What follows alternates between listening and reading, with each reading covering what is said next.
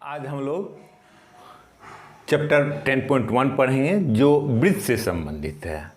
तो 9th में हम वृत्त के बारे में कुछ पढ़े थे। तो चैप्टर स्टार्ट करने से पहले हम उनको थोड़ा सा याद कर लें ताकि आगे समझने में हमको आसानी हो। तो सबसे पहली बात, वृत्त क्या होते हैं। तो जैसा पढ़े थे कि वृत्त उन बिंदुओं का समूह होता है जो एक निश्चित बिंदु से दूरस्थ होते हैं, समान दूरी पर स्थित होते हैं। मतलब एक बिंदु ये है, इससे समान दूरी पर ये बिंदु है और इससे समान दूरी पर बहुत सारे बिंदु होंगे जो एक समान दूरी पर होंगे। तो ओह, बढ़िया नहीं बना, ये देखो,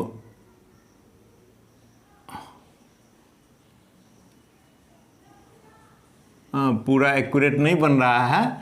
तो ये दूरी समान है, ये दूरी समान है।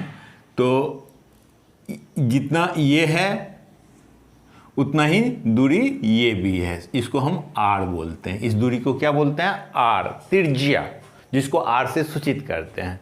तो निश्चित दूरी, जो दूरी निश्चित है उसको हम वृत्त की त्रिज्या कहते हैं, आर से सूचित करते हैं।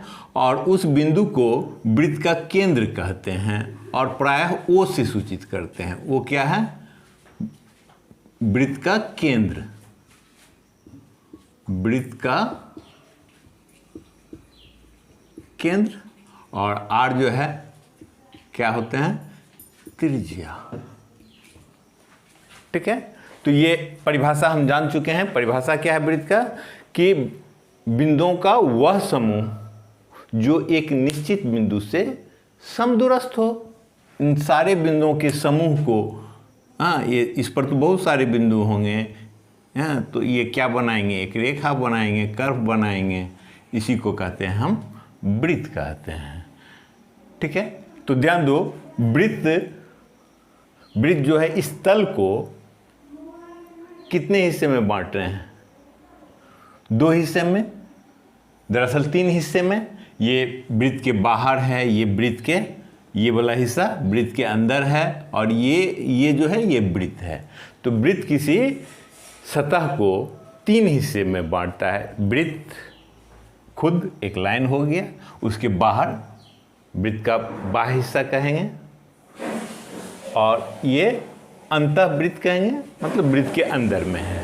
तो ये हम समझ लिए थे। उसके बाद ये देखो, ये वृत्त है, वृत्त के किन्हीं 2 बिंदु को, ठीक है, किन्हीं 2 बिंदुओं को मिलाएंगे तो उस रेखा को क्या कहते थे हम? जीवा कहते थे। तो सबसे बड़ी जीवा कौन होती है? जो सेंटर से होकर के जाता है, उस जीवा को हम व्यास भी कहते हैं। तो व्यास को अगर हम परिभाषित करें तो जीवा के रूप में परिभाषित करें, और भी परिभाषा हो सकते हैं, लेकिन हम अगर जीवा के रूप में कहेंगे तो क्या कहेंगे? वृत्त की सबसे लंबी जीवा को हम व्यास बोलते हैं। वो केंद्र से जाएगा, देखो सोच सकते हो कि ये जैसे जैसे सेंटर से के नज़दीक जा रहा है, क्या हो रहा है? बड़ा हो रहा है। हाँ, सेंटर से जाएगा सबसे बड़ा हो जाएगा, उसके बाद फिर छोटा हो जाएगा। ये सभी जीवा कहलाते हैं। तो जीवा कहते हैं वृत्त के किन्हीं 2 बिंदुओं को मिलाने वाले रेखाखंड को, रेखाखंड को। ठीक है, तो हम लोग इसको जीवा कह दिए। ये ए बी जीवा, ठीक है। और सबसे बड़ी जीवा, सबसे बड़ी जीवा को क्या कहते हैं हम? व्यास। सबसे बड़ी जीवा को व्यास बोलते हैं। ठीक है। अच्छा, एक चीज और ख्याल में रखो, ये जो है ये तो त्रिज्या कहलाएंगे, ये जीवा है। तो इसमें कितने त्रिज्या? 2 त्रिज्या। तो व्यास को हम डी से सूचित करते हैं। और तो कितना हो जाएगा? r प्लस r, यानी 2r। ठीक है, तो व्यास बराबर 2r। एक चीज़ और जो हम 9th में पढ़े थे कि ये वृत्त है, सपोज करो वृत्त के जैसा चूड़ी है, बाला है, उसको हम तोड़ दिए तो एक टुकड़े को, जैसे इस हिस्से को हम, ये हिस्सा हमारा ख़त्म हो गया, ठीक है, तो हमारा बचा क्या, यही बचा केवल। इसको हम क्या बोलेंगे, यह वृत्त का एक हिस्सा है, तो इसको कहते हैं चाप। क्या बोलते हैं, चाप। तो बी, ये सी से, तो ये लघु चाप हो जाएंगे। हाँ, ये चाप देखो, तो वृत्त को दो हिस्से में बांटेंगे तो हमको दो चाप मिलेंगे। एक छोटा चाप हुआ, अगर ये हिस्सा लेते तो ये बड़ा होता है, ये क्या हो जाता है, दीर्घ चाप। हाँ, और ये लघु चाप, ठीक है। अब देखो, तो ए बी को मिलाएंगे तो क्या होंगे, ये तो जीवा हो गए, ए बी जीवा है, तो जीवा और इस संगत चाप, हर जीवा का अपना चाप होगा। सोच सकते हो कि ये जीवा लेंगे तो उसके लिए चाप अलग हो जाएंगे, इतना दूर लेंगे तो अलग चाप होंगे। तो जीवा और संगत चाप के बीच के क्षेत्र को हम क्या बोल रहे थे, वृत्तखंड। क्या बोले, वृत्तखंड, ठीक है। और उसके बाद क्या सीखे थे हम, उसके बाद सीखे थे, जैसे ये वृत्त है, दो त्रिज्या ऐसे काट दें, ये हिस्सा, ये ओ है, ए है, बी है, ये त्रिज्या दूगो खींचे और इस हिस्से को काट दिए, ये हट गया। तो अब हमारे पास क्षेत्र बचा, ये वाला क्षेत्र बचा, तो इसको कहते हैं हम, त्रिज्या के द्वारा काटा गया है इसलिए इसको बोलते हैं त्रिज्यखंड। तो इसमें भी देखो, ये खंड दो हिस्से में बट रहे हैं, त्रिज्यखंड काटे तो, ये बड़ा बोला तो दीर्घ त्रिज्यखंड और ये लघु त्रिज्यखंड। चलो, इतना 9th में हम लोग पढ़े थे, जिसको रिकॉल कर लिए। अब हम क्लास 10th के लिए देखते हैं। तो इसमें सबसे पहली स्थिति हमको विचार करनी है, पहला बात, कि वृत्त और रेखा में क्या क्या संबंध हो सकते हैं। इसको हमको वृत्त और रेखा के बारे में समझना है कि एक तल में एक वृत्त है और रेखा है तो कितनी स्थिति हो सकती है। चलो देखते हैं। पहला स्थिति देखो, ये वृत्त है, ठीक है, ये रेखा है, एल, केस 1, ठीक है, वो बिंदु, ये आर, लिखो ना लिखो कोई बात नहीं। तो ये एक केस हुआ। दूसरा केस देखो, ये वृत्त है और रेखा जो है ऐसे चला गया, सेंटर है,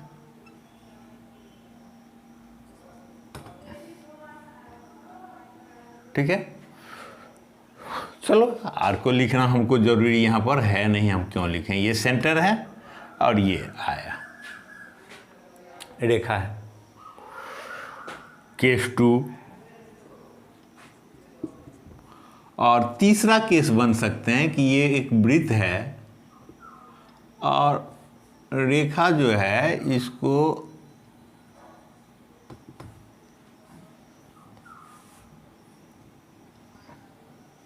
यहाँ पर काटती है, केस 3।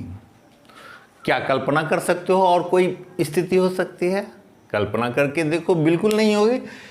पहली स्थिति में पहला केस क्या कह रहा है कि दोनों वृत्त और रेखा में एक भी बिंदु उभयनिष्ठ नहीं है, एक भी ऐसा बिंदु नहीं है जो वृत्त का भी है और रेखा का भी है, उभयनिष्ठ है ही नहीं, दोनों एक दूसरे को छूते ही नहीं है, नॉट टच। एक स्थिति हो गया। दूसरा, इसमें दो दो बिंदु उभयनिष्ठ हैं, ये बिंदु और ये बिंदु उभयनिष्ठ हैं, दो बिंदु काट दिए ना, छेद कर दिए, इसलिए इसमें ये एक स्थिति हुआ जिसमें दो बिंदु उभयनिष्ठ हैं, और ये देखो कि केवल टच किए एक ही बिंदु उभयनिष्ठ हैं, इस पॉइंट पर उभयनिष्ठ हैं। एक बिंदु P जो है दोनों पर है। क्या हम लोग क्या देखे कि एक भी बिंदु उभयनिष्ठ नहीं, एक बिंदु उभयनिष्ठ और दो बिंदु उभयनिष्ठ। क्या तीन बिंदु उभयनिष्ठ हो सकते हैं या तीन से अधिक बिंदु उभयनिष्ठ हो सकते हैं? तो बिल्कुल नहीं हो सकते हैं। तुम कल्पना करके देख लो, कभी ऐसा स्थिति नहीं आएगा कि एक रेखा और वृत्त के बीच में तीन बिंदु उभयनिष्ठ हो। ठीक है, तो अब इन स्थितियों को हम कुछ नाम दें तो ये दोनों में तो कोई संबंध ही नहीं है, दोनों एक दूसरे से कोई मतलब नहीं रखते हैं, तो इसका क्या नाम दें? इस रेखा वृत्त का कौन लगता है? तो कोई नहीं लगता, कोई रिलेशन है ही नहीं, दोनों में कोई बिंदु उभयनिष्ठ नहीं है। इसमें यह रेखा इसको क्या कर रहा है? दो बिंदु पर काट रहे हैं, इसलिए इस रेखा को, ये रेखा L, ठीक है, इस केस में केस 2 में वृत्त का छेदक रेखा कहलाएगा। छेदक रेखा है, ये छेद कर रहे हैं, दो जगह कर रहे हैं तो छेद कर रहे हैं। ठीक है, तो इसको हम इस स्थिति में वृत्त और रेखा में एक संबंध बन गया, जिस संबंध का नाम हुआ छेदक रेखा। रेखा कौन है वृत्त का? तो छेदक रेखा है। इस स्थिति में देखो एक ही बिंदु को यह केवल छूता है ना। अगर सपोज करो ये वृत्ताकार बैलून है तो यह तो इसको काट दे रहा था, और यह काटता नहीं है, बैलून केवल टच कर रहा है ना, स्पर्श कर रहा है, तो इसको कहेंगे हम, ये नाम कुछ दो, M ही दे देते हैं, तो रेखा M वृत्त का क्या है? स्पर्श रेखा है। ठीक है, नामांकन कर दिए। एक बिंदु पर टच करे तो स्पर्श रेखा, दो बिंदु पर टच करे तो छेदक रेखा, एक भी पर नहीं करे तब तो कोई रिलेशन ही नहीं बने, बात खत्म हो गया, उसका क्या नाम रखेंगे? ठीक है, तो अब इसको सोचो कि परिभाषित करेंगे तो हम क्या बोलेंगे? स्पर्श रेखा एक आया, तो स्पर्श रेखा को क्या कहेंगे? वह रेखा जो किसी तल में वृत्त को एक ही बिंदु पर स्पर्श करे। हाँ, यानी इसको और अच्छे ढंग से बोलो तो किसी तल में यदि कोई रेखा एक बिंदु को, एक वृत्त को एक ही बिंदु पर स्पर्श करे तो उस रेखा को वृत्त का स्पर्श रेखा कहेंगे। ठीक है, और ये बिंदु P क्या कहलाएगा? स्पर्श बिंदु। बिंदु P क्या कहलाएंगे? स्पर्श बिंदु। तो स्पर्श रेखा हुआ जो वृत्त को केवल एक बिंदु पर स्पर्श करता हो, उसको हम स्पर्श रेखा कहेंगे, और जिस बिंदु पर स्पर्श करता हो रेखा, उस बिंदु को हम स्पर्श बिंदु कहेंगे। इसमें आ जाए तो छेदक रेखा किसको कहेंगे? हाँ, तो ऐसी रेखा जो केवल एक, जो वृत्त को दो बिंदु, ऐसी रेखा जो वृत्त को दो बिंदुओं पर स्पर्श करती हो, काट, स्पर्श करेंगे तो कन्फ्यूजन हो जाएगा, हालांकि शब्द चलेंगे, कोई बात नहीं है। तो जो वृत्त में को दो बिंदुओं पर काटे, उसको हम स्पर्श रेखा कहेंगे, यही छेदक रेखा कहेंगे। ठीक, एक और अच्छा परिभाषा क्या हो सकता है? तो देखो, और A और B बिंदु को पहले देख लेते हैं। A और B बिंदु को क्या कहेंगे? बिंदु A और B क्या है? छेदक बिंदु। स्पर्श बिंदु तो नहीं है, इसको कहेंगे छेदक बिंदु। तो चलो एक नए ढंग से परिभाषित करें उभयनिष्ठ के टर्म में। ठीक है, तो लिखेंगे यदि किसी तल में एक वृत्त और रेखा के बीच एक ही बिंदु उभयनिष्ठ हो तो रेखा को वृत्त का स्पर्श रेखा कहा जाता है। तो उस रेखा को वृत्त का स्पर्श रेखा कहा जाता है। कब? जब दोनों में एक ही बिंदु उभयनिष्ठ हो। इस टर्म में अगर छेदक रेखा को परिभाषित करें तो क्या कहेंगे कि यदि किसी तल में किसी वृत्त और रेखा के बीच दो बिंदु उभयनिष्ठ हों तो उस रेखा को वृत्त का छेदक रेखा कहते हैं। ठीक है, और जो बिंदु हैं तो वो सब नाम परिभाषित करने की जरूरत नहीं है, नाम है वो। केवल एक चीज और समझ, हमको ज्यादातर स्पर्श रेखा के बारे में ज़्यादा अध्ययन करना है। ये बिंदु है P, ठीक है, ये स्पर्श रेखा चलो यहाँ पर रख लेते हैं, ये बिंदु उभयनिष्ठ है। ठीक है, तो अब स्पर्श रेखा को अंग्रेजी में स्पर्श रेखा को क्या कहते हैं? टेंजेंट। तो प्राय टी से सूचित किया करेंगे। तो ठीक है, टी से स्पर्श रेखा टी, छोटा एक बिंदु से करेंगे तो टी कहलाएंगे, या यहाँ पर बिंदु रख लें तो टी कह देंगे। तो पीटी स्पर्श रेखा है। तो हम लोग अभी नाम पर नहीं जाए, हम लोग समझना चाह रहे हैं कि इस बिंदु से कितने स्पर्श, वृत्त के किसी बिंदु से कितने स्पर्श, पी से हम जान रहे हैं कि एक बिंदु से अनंत रेखा खींची जा सकती है। सोच करके देखो, तो पी से और जो भी लेंगे वह क्या हो जाएंगे? छेदक रेखा हो जाएंगे। यानी वृत्त के किसी एक बिंदु से एक और केवल एक स्पर्श रेखा खींची जा सकती है। ठीक है, ये हम लोग पढ़ चुके हैं 9th में, हाँ, और सिद्ध भी किए थे। तो वृत्त के किसी एक बिंदु से कितनी रेखा खींची जा सकती है? केवल एक। एक चीज़ और हम लोग समझ लेते हैं, ये सपोज करो कि वृत्त है, बढ़िया नहीं बन रहा है आजकल वृत्त, ठीक है, और सपोज करो कि ये स्पर्श रेखा है, तो एक बिंदु पर खींच होंगे, यहाँ से इसको त्रिज्या डालें, ये एल स्पर्श रेखा है वो, ठीक है, पी बिंदु पर स्पर्श कर रही है। तो त्रिज्या और स्पर्श रेखा के बीच कैसा संबंध होगा? ठीक है, तो ये संबंध होते हैं कि ये दोनों के बीच 90 के कोण बनते हैं। क्यों? क्योंकि सोचो कि इसको जानने के लिए हम ऐसे सोचो कि एक रेखा है, बाहर में एक बिंदु है, सपोज करो P है, तो P से तो हम बहुत सारे इस पर डाल सकते हैं।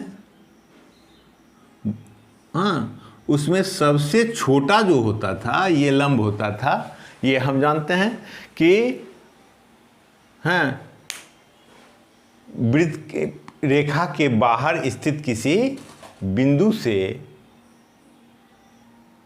रेखा पर बहुत सारे रेखाखंड डाले जा सकते हैं, और उस रेखाखंड में सबसे छोटा रेखाखंड जो होगा वह क्या होगा? उस रेखा पर लंब होगा। तो ये तो इससे निश्चित रूप से बड़ा होगा क्योंकि वृत्त से बाहर है। तो सोच करके देखो कि ये सारे के सारे ओपी से क्या होंगे? बड़ा होंगे। तो सबसे छोटा कौन होगा?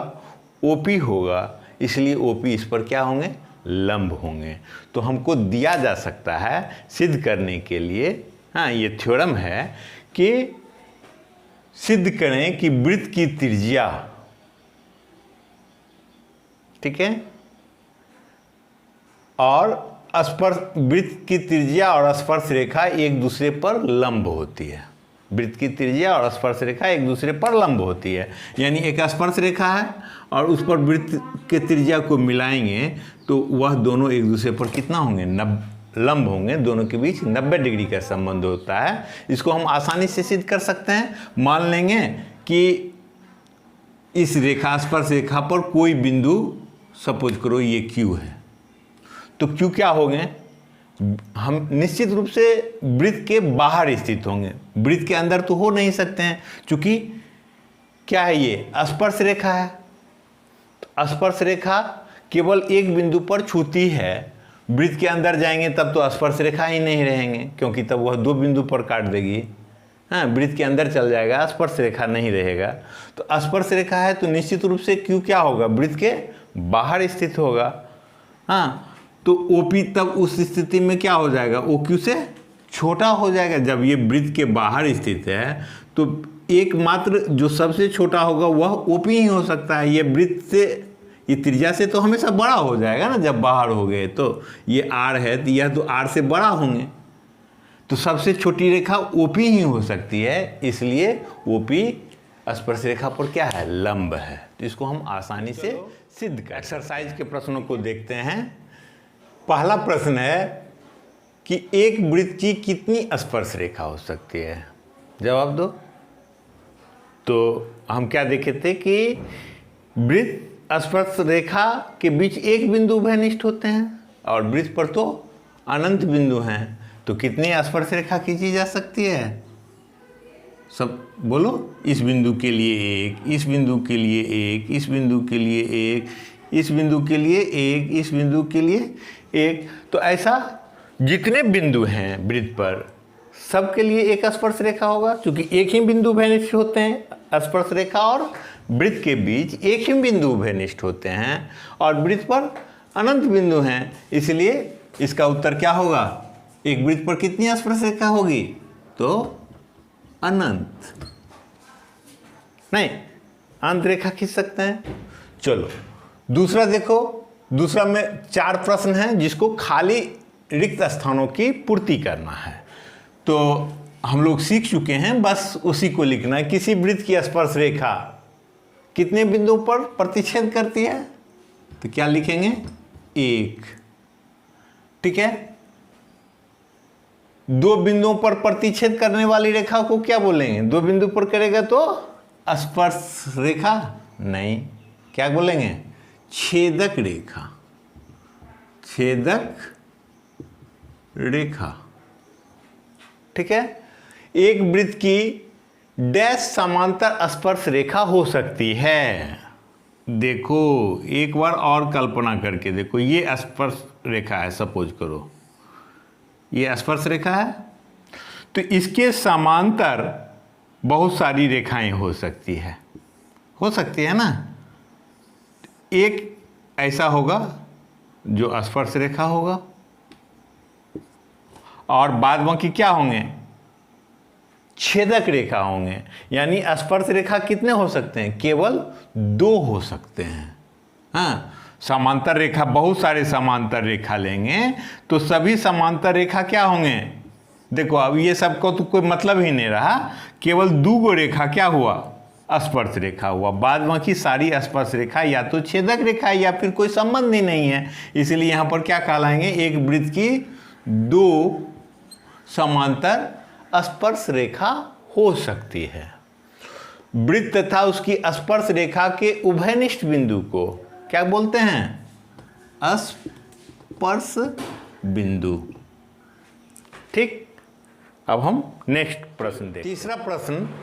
तीसरा प्रश्न में कह रहा है कि 5 सेंटीमीटर त्रिज्या वाले एक वृत्त के बिंदु P पर स्पर्श रेखा PQ केंद्र O से जाने वाली एक रेखा से बिंदु Q पर इस प्रकार मिलती है कि OQ = 12 cm। हाँ, तो PQ की लंबाई है और ऑप्शन दे दिया, इसमें से चुनना है, ये ऑब्जेक्टिव है। तो तुम इसके लिए एक डायग्राम बना लो। ये वृत्त है, ठीक है, और 5 सेंटीमीटर इसकी त्रिज्या है वृत्त का। वृत्त के बिंदु P पर, ठीक है, सपोज करो ये बिंदु P है और यहाँ से एक स्पर्श रेखा खींच दिए, ये बिंदु P है, वृत्त का केंद्र O है, तो OP कितना होगा 5 सेंटीमीटर दिया हुआ है।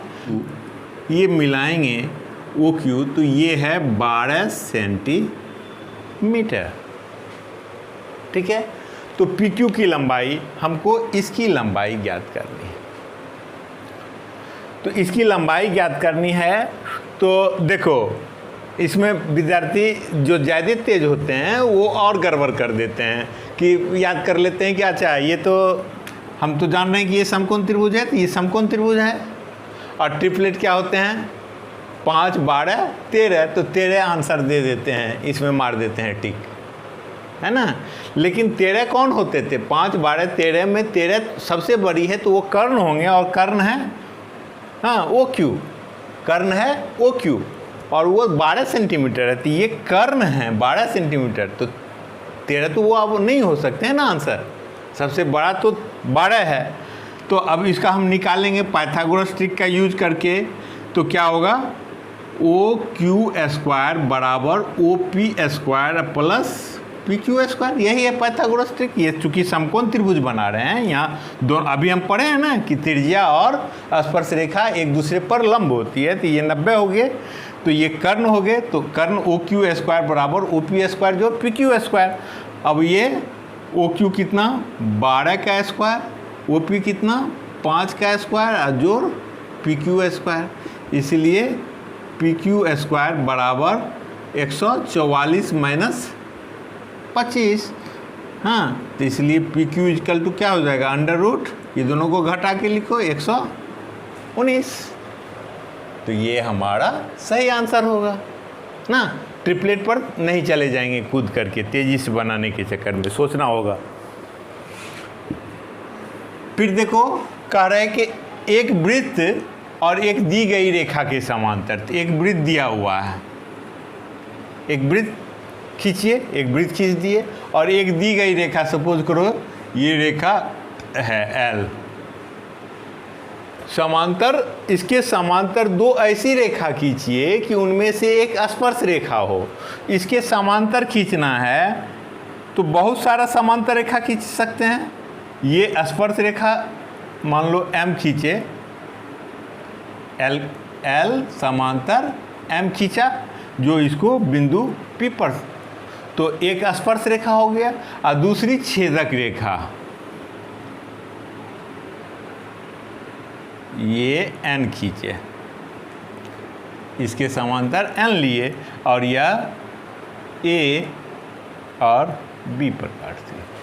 बस ये चित्र ही बनाना था और तो कुछ करना नहीं था। एक वृत्त खींचिए, एक दी गई स्पर्श रेखा, मान लो वह दी गई स्पर्श रेखा L है, तो उसके समांतर हमको दो रेखा खींचना है, एक स्पर्श रेखा खींचना और एक छेदक रेखा खींचना है, यानी दो बिंदु पर काट दिए, यही चित्र बनेंगे।